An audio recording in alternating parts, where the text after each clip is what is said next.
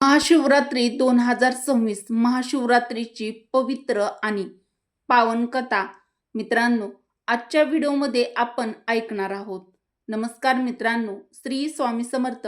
हर हर महादेव. महाशिवरात्रीची कथा फक्त ऐकण्यासाठी नाही, तर ती जीवन बदलण्यासाठी ऐकली जाते. महाशिवरात्रीची कथा ऐकल्याने आपल्याला कोणतं पुण्य मिळतं, तर ते अगोदर जाणून घेऊया. यामुळे अज्ञानाचा अंधार दूर होतो. शिवकथा ऐकणाऱ्यांच्या मनातील भीती हळूहळू नाहीशी होतात. पापक्षालनाचं पुण्य मिळतं. पुराणामध्ये सांगितलं आहे, महाशिवरात्रीची कथा श्रद्धेने ऐकणं हे मोठ्या तपासारखं पुण्य आहे. अकाल मृत्यूची भीती दूर होते. महादेवाची लीला ऐकणारा भक्त मृत्यूच्या भयापासून मुक्त होतो. महाशिवरात्रीची कथा ऐकल्याने मनाला शांती आणि स्थैर्य मिळतं. मित्रांनो, आजच्या धावपळीच्या आयुष्यात शिवकथा मनाला स्थिर करते आणि म्हणूनच ही कथा फक्त ऐकू नका, मनापासून अनुभवा. कारण जिथे कथा आहे तिथे स्वतः महादेव उपस्थित असतात, अशी आपल्या हिंदू धर्मामध्ये मान्यता आहे. तर आता सुरू होते ती कथा, जी ऐकल्यानंतर अनेकांच्या आयुष्याला एक नवा अर्थ किंवा प्रेरणा मिळेल. नमस्कार मित्रांनो, श्री गणेशाय नमः. हर हर महादेव. ओम नमः शिवाय. श्री स्वामी समर्थ. मित्रांनो, एका नगरामध्ये एक शेतकरी आणि त्या शेतकऱ्याची पत्नी हे दोघे पती पत्नी राहत होते. मित्रांनो, शेतकऱ्याची परिस्थिती खूप चांगली होती. त्याच्याकडे अन्न धन धान्य पैशाची कशाचीच कमतरता नव्हती.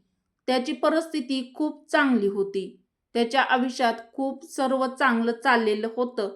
कशाची कमतरता नसल्यामुळे दोघे पती पत्नी खूप खुश देखील होते आणि परिस्थिती चांगली होती. पण शेतकरी हा कंजूस व्यक्ती होता. आयुष्यात कधीही दानधर्म करत नव्हता. कोणतंही पुण्याचं काम ते दोघेही करत नव्हते. त्याचबरोबर त्यांनी त्यांच्या जीवनात कोणत्याही प्रकारचे धर्माचे पुण्याचे कार्य केले नव्हते. त्यांनी कधीच कोणालाही दान दक्षिणा दिली नव्हती. त्यांच्या घरी कोणी खाणारा सुद्धा नव्हता, म्हणजेच त्यांना मूलबाळ सुद्धा नव्हते. ज्या ठिकाणी शेतकऱ्याचं भलं मोठं घर होतं, त्याच ठिकाणी एक पिंपळाचं झाड होतं आणि त्या पिंपळाच्या झाडावर एक सुंदर आणि छान अशी चिमणी राहत होती. चिमणीने त्या झाडावर तिचं घरटं बनवलं होतं आणि त्या चिमणीला 2 छान अशी पिल्लं होती. चिमणी रोजच्या रोज त्या पिल्लांसाठी खाऊ शोधण्यासाठी इकडे तिकडे जात असते आणि नंतर घरट्यात येऊन ती आपल्या पिल्लांना खाऊ भरवत असे. मित्रांनो, व्हिडिओमध्ये पुढे जाण्याआधी व्हिडिओला एक लाईक अवश्य करा, कारण कथा खूप रहस्यमय होणार आहे. त्यामुळे लाईक करून कमेंटमध्ये हर हर महादेव नक्की टाईप करा. चिमणी रोजच्या रोज नगरात जाऊन आपल्या पिल्लांसाठी दाना पाणी शोधण्याचं काम करत असे.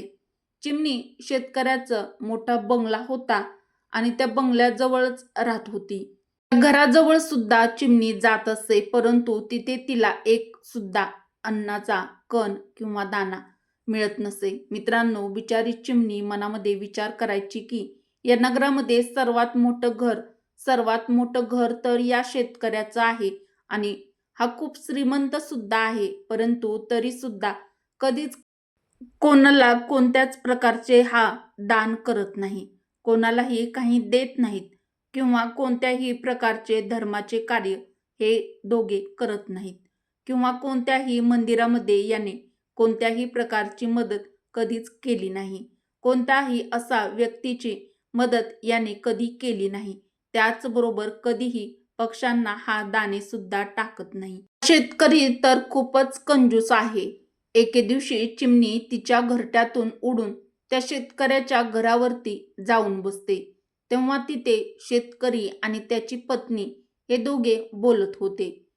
शेतकऱ्याची पत्नी बोलते, अहो, आपल्याकडे इतकी धनसंपत्ती आहे, सर्व नगरातील लोक आपल्याला मान सन्मान देतात.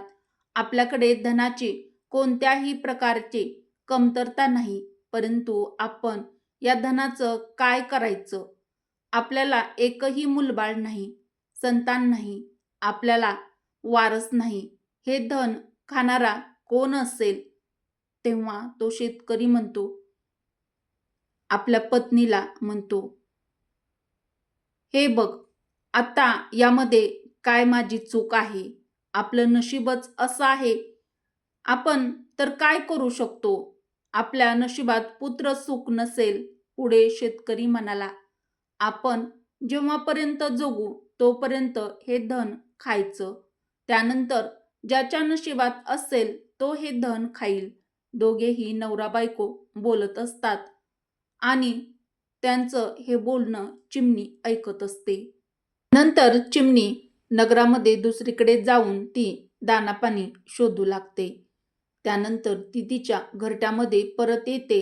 आता चिमणी रोजच्या रोज त्या शेतकऱ्याच्या घरी जाऊ लागली आणि शेतकरी आणि त्याची बायको यांचं बोलणं चिमणी ऐकू लागली. शेतकऱ्याची बायको खूपच चांगल्या स्वभावाची देखील होती. तिच्या मनामध्ये दया करुणा होती. जेव्हा ती चिमणीला पाहायची तेव्हा हळूहळू शेतकरणीला ती चिमणी आवडू लागली आणि तिच्या प्रती तिला एक लगाव म्हणजेच माया वाढू लागली. आता शेतकऱ्याची बायको रोजच्या रोज त्या शेतकऱ्यापासून लपून त्या चिमणीला दाणे टाकू लागली होती. शेतकऱ्याची पत्नी आता दररोज चिमणीला दाणे ठेवायची. असे मित्रांनो बरेच दिवस निघून गेले. मित्रांनो, एके दिवशी चिमणी विचार करू लागली, शेतकऱ्याची पत्नी तर खूपच चांगल्या स्वभावाची आहे, परंतु तरी सुद्धा हिला पुत्रसुख प्राप्त नाही. मग असं काय केलं जाईल ज्यामुळे हिला पुत्रसुख मिळू शकेल? चिमणी मनामध्ये विचार करू लागली. जेव्हापर्यंत एक स्त्री आई बनत नाही तोपर्यंत तिचं स्त्री असणं हे निष्फळ आहे. एका स्त्रीचं दुःख एक स्त्रीच समजू शकते. स्त्रीच्या आयुष्यात संपूर्ण तेव्हाच होतं जेव्हा ती स्त्री आई बनत असते. एका स्त्रीला सर्वात मोठं सुख तेव्हाच मिळतं जेव्हा ती आई बनते. हाच विचार करून ती चिमणी खूपच दुःखी होते आणि ती विचार करू लागते की ही शेतकऱ्याची बायको किती साध्या सरळ स्वभावाची आहे. रोजच्या रोज ही मला दाणापाणी टाकत असते. मी असं काय करू शकते की यांच्या घरामध्ये पुत्र सुख प्राप्त होईल, म्हणजेच त्या शेतकऱ्याच्या बायकोला मुलगा होईल. मित्रांनो, तेव्हा एके दिवशी चिमणीच्या मनामध्ये येतं की जर मी देवांचे देव महादेव यांच्याजवळ म्हणजेच यांच्याजवळ जाऊन यांना प्रार्थना केली तर तर शेतकरी आणि त्याच्या शेतकऱ्याच्या बायकोसाठी पुत्राची मागणी केली तर नक्कीच देवांचे देव महादेव प्रसन्न होऊन शेतकऱ्याला आणि त्याच्या पत्नीला संतान सुख हे नक्कीच देतील. मित्रांनो, हाच विचार करून चिमणी तिच्या पतीला म्हणते, अहो, काही दिवसांसाठी मी बाहेर चालले आहे. तुम्ही आपल्या पिल्लांची योग्य काळजी घ्या. त्यांना वेळच्या वेळी खाऊ पिऊ घाला. वेळेवर जेवण द्या. इतकं म्हटल्यानंतर चिमणी तिच्या घरट्यामधून उडून जाते. चिमणी सतत उडत असते. रात्रंदिवस चिमणी उडत राहते. खूप कठीण परिश्रम करून ती कैलासापर्यंत प्रवास करते. चिमणी उपाशी पोटी ती सतत उडत असते. उडत उडत शेवटी ती कैलास पर्वतावर पोहोचते, जिथे भगवान शिवशंकर आणि माता पार्वती बसलेले दोघे होते. मित्रांनो, चिमणी उडत जाऊन माता पार्वतीच्या चरणामध्ये जाऊन पडते आणि जशी चिमणी माता पार्वतीच्या चरणामध्ये जाऊन पडते, चिमणी बेशुद्ध होते. माता पार्वती चिमणीला स्वतःच्या हातांनी उचलते आणि चिमणीला शुद्धीवरती आणण्याचा प्रयत्न करते. माता पार्वती चिमणीला म्हणते, हे चिमणी, तू कुठून आली आहेस? मला असं वाटतं आहे की तू खूपच मोठ्या अडचणीत आहेस आणि तू खूप लांबून देखील आली आहेस. तुला काय दुःख आहे हे चिमणी तू मला सांगू शकतेस, असं माता पार्वती चिमणीला सांगत आहे. मित्रांनो, तेव्हा चिमणी माता पार्वतीला म्हणते, हे माते, मी खूप जास्त दुःखी आहे, पण मी खूप लांबून देखील आले आहे. मी माझ्या स्वतःसाठी दुःखी नाही, तर दुसऱ्या कोणाच्या तरी दुःखासाठी मी दुःखी आहे. तेव्हा माता पार्वती म्हणते, हे चिमणी, तू मला स्पष्टपणे सांग की नक्की काय झालं आहे. तेव्हा चिमणी म्हणते, माते, जिथे मी राहते तिथे एक शेतकरी आणि शेतकऱ्याची पत्नी राहतात. त्यांना संतान सुख अजूनही प्राप्त झालेलं नाही. शेतकरी व त्याची बायको खूप चांगल्या स्वभावाची आहेत. हे माते, तू त्यांना संतान सुख दे. मित्रांनो, नंतर माता पार्वती चिमणीला काही दाना पाणी खायला घालते आणि त्यानंतर माता पार्वती चिमणीला म्हणते, हे चिमणी, तू काळजी करू नकोस. थोड्या वेळानंतर महादेव समाधीतून बाहेर येतील. त्यावेळेस आपण महादेवांशी त्यांच्यासोबत बोलूया. थोड्या वेळानंतर भगवान शिवशंकर त्यांच्या समाधीतून उठतात. माता पार्वती चिमणीला हातात घेऊन भोळ्या सांब सदाशिवाकडे जाते आणि शिवशंभूला म्हणते, हे प्रभू, एका नगरामध्ये एक शेतकरी आणि शेतकरीण राहतात आणि त्यांच्या नशिबात पुत्र सुख आहे की नाही. तेव्हा महादेव ध्यान लावून पाहतात आणि म्हणतात, हे पार्वती, त्यांच्या नशिबात पुत्र सुख नाही. तेव्हा माता पार्वती म्हणते, जर त्यांच्या नशिबात पुत्र सुख नसेल तर तुम्हाला त्यांना पुत्र द्यावा लागेल. मित्रांनो, तेव्हा भगवान भोलेनाथ म्हणतात, हे पार्वती, तुम्ही हट्ट का करत आहात?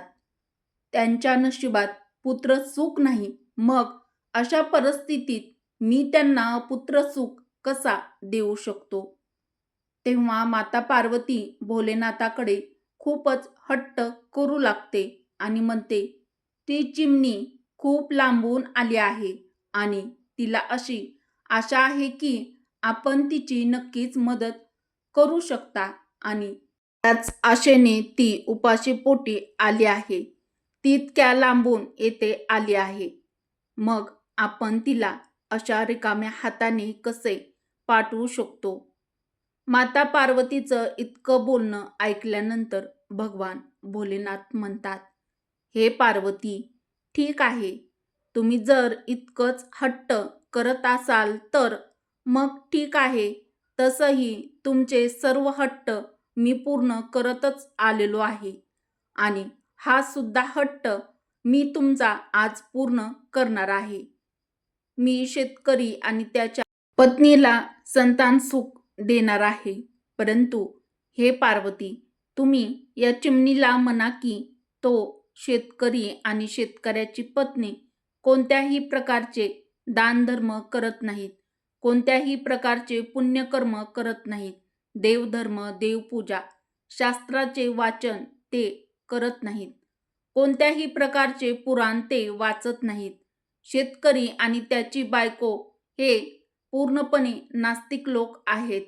पुत्रप्राप्तीनंतर जर शेतकरी आणि शेतकऱ्याची बायको आस्तिक बनले, त्यांनी दानधर्म करण्यास सुरुवात केली, मंदिरांना मदत केली, गरजू लोकांची मदत केली, देवांचे भजन कीर्तन केले, तरच त्यांचा पुत्र दीर्घायू असेल, असे भगवान शिवशंकर माता पार्वतीला आणि त्या चिमणीला सांगू लागतात.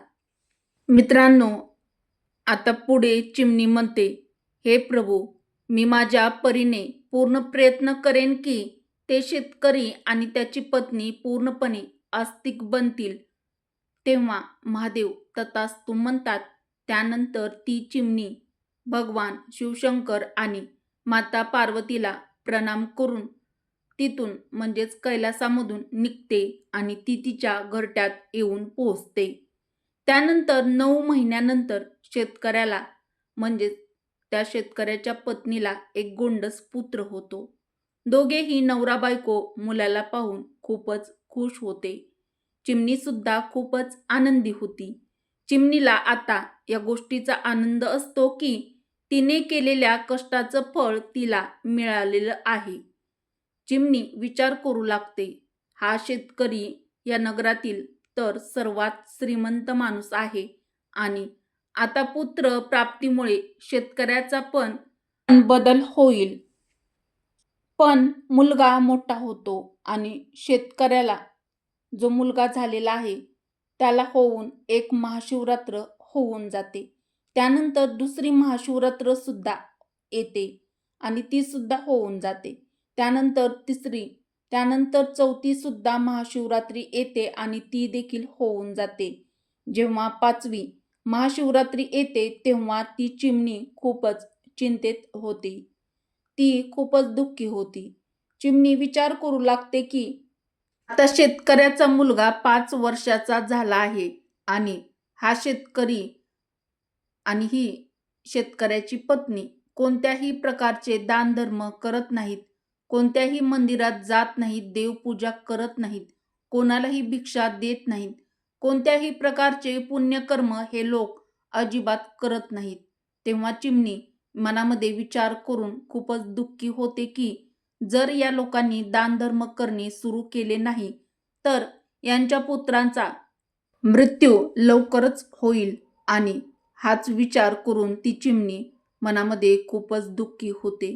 जे मी विचार करू लागते, शेतकरी आणि त्याची पत्नी यांना ही गोष्ट सांगू तरी कशी. शेतकऱ्याला व त्याच्या बायकोला माझी भाषा तर अजिबातच कळणार नाही. मनामध्ये चिमणी हा विचार करत असते आणि म्हणते की माझी भाषा सुद्धा यांना समजणार नाही. माझे इशारे सुद्धा हे शेतकरी आणि त्याची पत्नी समजणार नाहीत. आता मी नेमकं काय करू आणि मी यावरती काय करू तरी शकते. हाच विचार करून ती चिमणी खूपच दुःखी होते. तेव्हा चिमणीची पिल्लं सुद्धा मित्रांनो आता मोठी झाली होती. चिमणी तिच्या पिल्लांना म्हणते, पिल्लांनो तुम्ही तुमची काळजी घ्या, मी काही दिवसासाठी बाहेर चालले आहे. त्यानंतर चिमणी तिच्या घरट्यातून उडत उडत सरळ कैलास पर्वतावर जाऊन पोहोचते. कैलास पर्वतावर जाऊन चिमणी माता पार्वतीच्या चरणावरती पडते. मित्रांनो, माता पार्वती चिमणीला विचारते आणि चिमणीला स्वतःच्या हाताने उचलून म्हणते, हे चिमणी, आता तुला काय त्रास आहे? तू जसं म्हणली होतीस तसं तर झालं आहे. शेतकरी आणि त्याची पत्नी यांना पुत्ररत्न प्राप्त झाला आहे. मग तू पुन्हा इथे का आली आहेस? मित्रांनो, व्हिडिओमध्ये पुढे जाण्याआधी व्हिडिओला एक लाईक अवश्य करा. तेव्हा चिमणी माता पार्वतीला म्हणते, हे माते, मी खूप दुःखी झाली आहे, परंतु त्यांना धर्माचं, सत्याच्या आणि सात्विकतेच्या मार्गावर आणण्यात, त्यांना आस्तिक बनवण्यात मी यशस्वी झाले नाही. ते दोघे पती पत्नी कोणत्याही मंदिरात जात नाहीत, कोणत्याही प्रकारचे दानधर्म करत नाहीत, कोणत्याही देवाचे भजन कीर्तन ते करत नाहीत. आता सुद्धा दोघेही नवरा बायको नास्तिकच आहेत. तेव्हा महादेव म्हणतात, चिमणीला हे चांगलंच माहीत होतं की जर वडिलांकडून कोणती गोष्ट मागायची असेल तर आईच्या चरणामध्ये पडायला हवं. आणि हाच विचार करून चिमणी माता पार्वतीकडे सारखी विनंती करत असते आणि माता पार्वती चिमणी चरणामध्ये माता पार्वतीच्या पडत असते. माता पार्वती चिमणीला तिच्या हाताने उचलते आणि म्हणते, हे चिमणी, तू अगोदर शांत हो. माता पार्वती भोलेनाथांना म्हणते, हे महादेव, असं होऊ नये. पुढे चिमणी म्हणते, माते, मी माझ्या परीने पूर्ण प्रयत्न केले होते. त्या दोघा पती पत्नींना समजावण्याचे, परंतु ते लोक माझी भाषा समजू शकत नाहीत आणि माझे हावभाव, माझे इशारे सुद्धा ते समजू शकत नाहीत. मग आता मी काय करू शकते? मित्रांनो, पुढे चिमणी म्हणते, हे माते, जर तुम्ही आणि भगवान शिवशंकर यांनी शेतकऱ्याच्या घरी म्हणजेच घराजवळ गेले आणि त्यांना चांगल्या मार्गावर आणलं तर ही गोष्ट खूप चांगली ठरेल. तेव्हा माता पार्वती आणि भोलेनाथ म्हणतात, हे चिमणी, ठीक आहे, जशी तुझी इच्छा आहे तसंच होईल. आम्ही लवकरच शेतकऱ्याच्या घरी जाऊ. त्यानंतर चिमणी पुन्हा कैलास पर्वतावरून उडत उडत उडून तिच्या घराकडे येते. काही दिवसानंतर महादेव आणि माता पार्वती एका भिक्षुकाचे रूप धारण करून त्या शेतकऱ्याच्या घरी येतात आणि येऊन शेतकरी व त्याच्या पत्नीला म्हणतात, हे माते, आम्हाला खूप जास्त भूक लागली आहे. कृपया तुम्ही आम्हाला भोजन द्यावे. जर तुम्ही आम्हाला भोजन दिले नाही तर आम्ही तुम्हाला शाप देऊ आणि त्यामुळे तुम्ही बर्बाद होऊन जाल. तेव्हा शेतकरी आणि त्याची पत्नी, दोघे पती पत्नी हात जोडून म्हणतात, हे महात्मा, तुम्ही आम्हाला शाप देऊ नका. आम्ही तुम्हाला नक्कीच भोजन खायला देऊ. त्यानंतर शेतकरी व त्याची पत्नी यांनी साधू आणि साध्वीच्या रूपात आलेल्या महादेव आणि माता पार्वतीला तिच्या घरात घेऊन जाते आणि चांगले चांगले पक्वान्न माता पार्वती आणि भगवान शिवशंकरांना खायला देते. तिथं फिरत असतो तो त्यांचा पुत्र. माता पार्वती आणि भगवंतांना कधी भाकरी आणून द्यायचा, तर कधी भाजी, तर कधी मिठाई घेऊन यायचा. हा सर्व प्रकार पाहून माता पार्वती खूप आनंदी झाली. माता पार्वती तिच्या मनामध्ये विचार करू लागते की हा महादेवांचाच प्रसाद आहे, यामुळेच हा इतका चंचल आहे, असं माता पार्वती तिच्या मनामध्ये विचार करत आहे आणि त्या छोट्याशा बाळाला बघून मनामध्ये आनंदी देखील होत आहे. मित्रांनो, शेतकऱ्याच्या घरी साधू आणि त्या साध्विनीच्या रूपात आलेले भगवान शिव आणि माता पार्वतीला शेतकरी आणि त्याची पत्नी भोजन देते. त्यानंतर महादेव आणि माता पार्वती तिथून जाऊ लागतात. तेव्हा शेतकरी आणि त्याची पत्नी दोघे येतात आणि हात जोडून त्यांना म्हणतात, हे महात्मा, हे माते, आमच्याकडून तुमची सेवा करण्यात कोणती कमी राहिली असेल तर तुम्ही आम्हाला माफ करा, परंतु आम्हाला कोणत्याही प्रकारचा शाप अजिबात देऊ नका. मित्रांनो, तेव्हा महादेव म्हणतात, हे शेतकरी आणि हे शेतकरीण, तुम्ही लक्षपूर्वक ऐका. तर तुम्ही खूप साऱ्या चुका देखील केलेल्या आहेत आणि तुम्ही चुका करतच आहात. जर अशाच प्रकारे तुम्ही चुका करत राहिलात तर तुमच्या पुत्रावर मोठं संकट येणार आहे आणि लवकरच तुमचा मुलगा तुम्हाला सोडून हे जग सोडून निघून जाईल. मित्रांनो, तेव्हा शेतकरी आणि त्याची पत्नी साधू आणि साध्वीच्या रूपात आलेल्या भगवान शिवशंकर आणि माता पार्वतीच्या चरणामध्ये पडतात आणि म्हणतात, हे महात्मा, हे माते, आम्हाला काहीतरी मार्ग सांगा. आम्ही काय करू शकतो? आमच्या उतारवयात, आमच्या म्हातारपणात हा आम्हाला पुत्र प्राप्त झाला आहे आणि आता आम्ही आमच्या या मुलाला कोणत्याही परिस्थितीत आमच्यापासून दूर करू इच्छित नाही. याचा विरह, याचा वियोग आम्ही सहन करू शकणार नाही. आमच्या पुत्राचा शोक आम्ही सहन करू शकणार नाही. तेव्हा महादेव म्हणजेच ते महात्मा म्हणतात, तुम्ही दोघेही उभे राहा आणि लक्षपूर्वक ऐका. आजपासून जर तुमच्या द्वारावर कोणीही आला असेल तर तो रिकाम्या हाताने गेला नाही पाहिजे. तुम्ही दानधर्म करा, लोकांची मदत करा, प्राणीमात्राची मदत करा, धर्माचे कार्य करा, महाशिवरात्रीचे पवित्र पावन व्रत करा, महादेवांची व माता पार्वतीची विधिवत पूजा करा, मंत्र जप करा, शिवभजन करा, शिवपूजन करा, शिवकीर्तन करा, शिवमंत्र करा, महाशिवरात्रीच्या दिवशी रुद्राभिषेक करा. एवढे बोलून ते महात्मा शांत झाले. त्या महात्म्याच्या रूपात आलेले भगवान शिव शंकर पुढे बोलू लागले. हे शेतकरी आणि हे शेतकरीण, तुमच्या नशिबात पुत्र हा नव्हताच. हा पुत्र तर एका चिमणीमुळे तुम्हाला मिळाला आहे.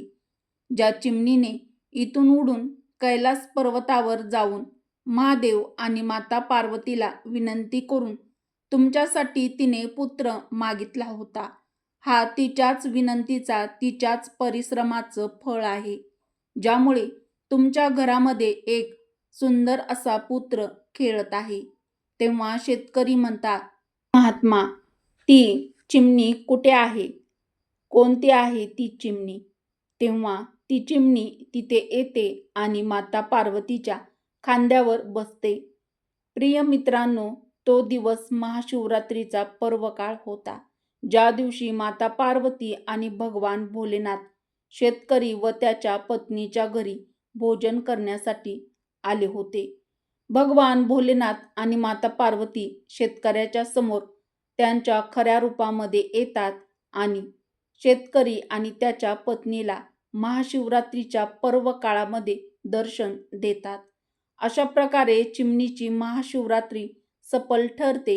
मित्रांनो, नंतर शेतकरी व त्याची बायको मोठ्या उत्साहाने, आनंदाने महाशिवरात्री साजरी करतात आणि महाशिवरात्रीचं ते व्रत करतात.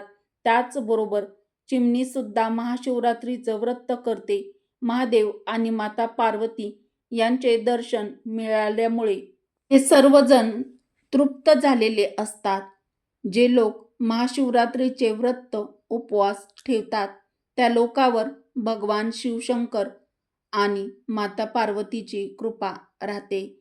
जशी शेतकरी आणि त्याच्या पत्नीवर भगवान भोलेनाथांनी कृपा केली, तसेच तुम्हा सर्वांवर आपल्यावरती कृपा राहो अशीच भगवान शिवशंकरांकडे प्रार्थना करून आजची ही महाशिवरात्रीची पावन कथा येथेच संपूया. तर मित्रांनो, कमेंटमध्ये हर हर महादेव नक्की टाईप करा. मित्रांनो, जर तुम्हाला ही कथा महाशिवरात्रीची आवडली असेल तर व्हिडिओला एक लाईक अवश्य नक्की करा. तुमच्या मित्र परिवारासोबत, बहिणींसोबत हा व्हिडिओ जास्तीत जास्त शेअर देखील नक्की करा. व्हिडिओ शेवटपर्यंत पाहिल्याबद्दल तुम्हा सर्वांचे मनापासून धन्यवाद. श्री स्वामी समर्थ. हर हर महादेव. ओम नमः शिवाय. जय श्रीकृष्ण. जय माता लक्ष्मी. जय श्रीराम. तुम्हाला आणखीन कोणते व्हिडिओ पाहायला आवडतील ते देखील कमेंट करून नक्की कळवा.